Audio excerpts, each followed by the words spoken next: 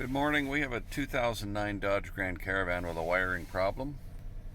It's in the door, driver's door. Down there. The issue that's been happening for a while is when you open your door, the interior lights come on and your odometer says door to remind you that you've left the door open or it's not completely closed. But as you slowly open the door, as I'm doing right now,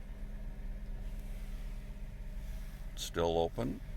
I'm opening it more and more and more. This will go out at some point. There it goes. And the lights go out. So with the door fully open at night, you have no interior lights.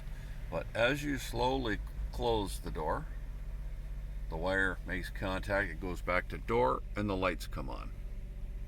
So we'll do it again. I'm slowly opening the door, lights go out, the door warning goes out, close the door a little bit, the wire makes contact, there it says door, lights are back on. So let's get into it and see what the problem is. So there's the wiring harness between the door and the frame. I think the brake is up near the top. I've got a light on it here, but I'll point. It's up in here somewhere. This is the only area that's moving a lot. There's other videos online showing how to take this apart. There's two wiring connectors behind that boot. So I got to pop the boot off and disconnect the two wiring connections. And I'm not sure which wire on these controls the light, but once I get it apart, I'll show you. So this is an edit. This is the second day of me working on this. I tried getting this rubber in yesterday and I can't get it in all the way. So I'm going to pull the socket right out. Attempting to do that with a pick. So we'll get the rubber off first. I'll do it with my hand. Pull this off. It'll just pull off because it never locked on properly. See how it just comes off? Trust me, when you do this the first time, it does not come off this easy. There's two clips. There's one up here, there's one down here, and there's one on the other side, or sorry, two on the other side. So I'm going to try and pick it and unlock it, and when I get it done, I'll be right back. Okay, we have some success. Use a pick. Where is it? Pick like that. Let's try the other one, the flat one. Where'd it go?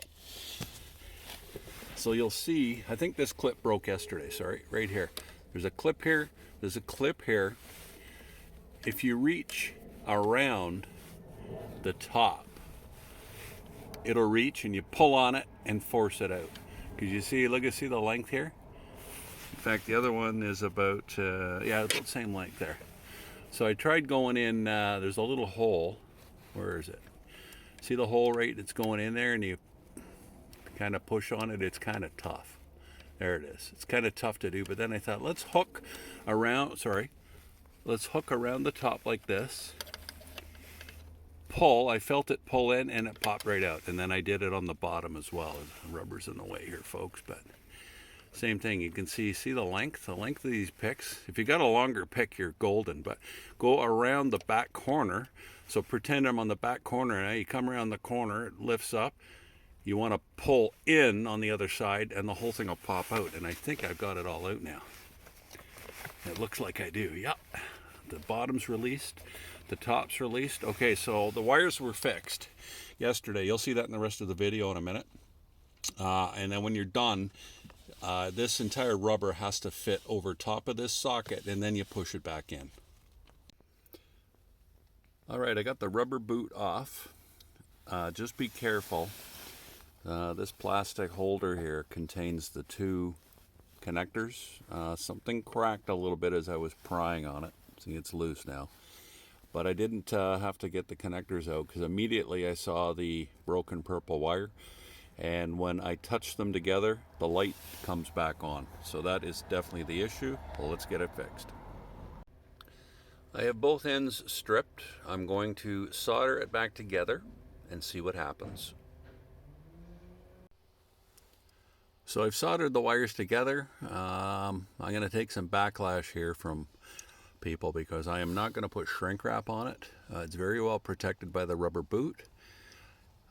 There's no evidence of corrosion anywhere, and if you need to do another repair later, the wires will be way too short. So I'm not going to shrink wrap it. I'm just going to put a little piece of tape on it, put the rubber boot back on, and we should be good.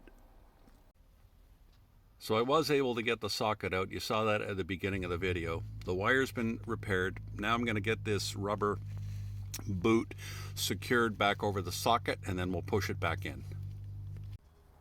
All right, so it's done. It took a little work. I got the rubber boot completely wrapped around the socket. The socket that I thought broke didn't. I kind of just pulled it out a bit with the, sorry, not the socket, the one lock. It was a little bit pushed in, so I pulled it out a little bit with the pick.